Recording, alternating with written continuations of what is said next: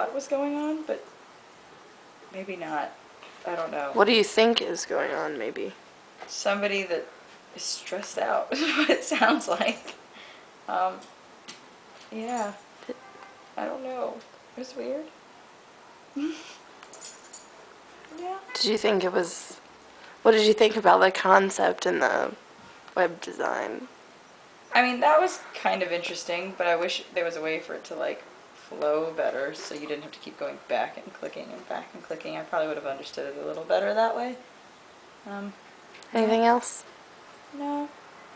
Weird creative guy. My name is Ben. I just watched Cunnilingus in North Korea. Yeah, didn't like it. I thought the little background music was stupid. I do kind of, enjoy the whole idea of him trying to break the barrier of sexual inequality, but I think that presentation sucked. I think there's a more effective way you can do it. What did you think it was about? Sexual inequality. Any interesting points? No, not really. And what about takeaway home message? I guess women should be able to be treated like equals in the bedroom. Anything else you'd like to say about it? Yeah, I was really disappointed. I saw the title and thought that I was going to see some crazy sex going on, but there was none. Okay, thank you. Hi, my name is Ashley Castro, and I just watched Cunnilingus in North Korea. And did you like it? It was very interesting, especially if it was from their leader. Yeah, I mean, some parts of it I couldn't read it very fast, but they repeated it plenty of times, so I could read it after that. And what message did you get from it? Basically that he believes that sexual equality is also part of the equality of their communism, and that they've reached some kind of sexual equality through having men and women receiving pleasure, and women receiving multiple orgasms through cunnilingus. Yeah, that's what I got from that poem. Anything else? No, I guess not, except for that he's pretty proud of that belief that they've reached equality on a level all the way from monetary to sexually, which I don't know if I believe, but yeah, that was pretty interesting.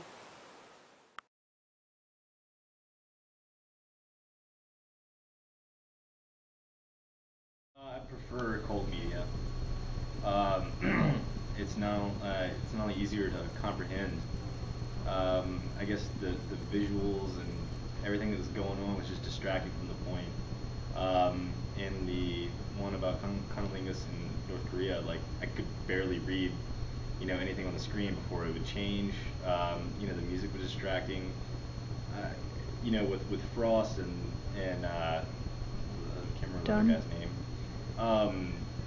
It's on paper. You could sit there and read. You don't have these outlandish distractions like a guy walking around dumping beakers into his mouth and crap like that. So I feel that you can further grasp what the author is trying to get.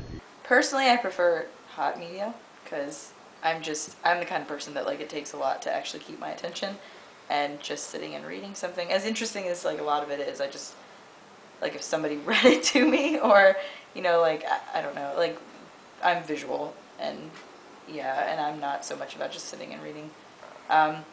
So yeah, and I was a theater kid, so I just like watching everything, and so I definitely am more of a fan of hot media. And so I guess you basically answered why. Are there any other reasons why? I mean, that's the biggest one, is just that I like everything involved with it. I don't like just, like I just like watching things and hearing things and being like stimulated that way, because I'm kind of ADD, so. So between the two, which one do you think is more intellectually stimulating, and which one do you think like you get more out of on a long-term basis? I mean, I guess it depends on the content more so than just, because intellectually stimulating, I would say it could be cool media too. It just depends on what you're reading or listening to. But I mean, overall stimulating, of course I'm going to say hot, because that is, aside from just reading and thinking, you're also seeing it and hearing it, and because you could very well be reading it too if it's on a screen like some of the other poems that we were reading. But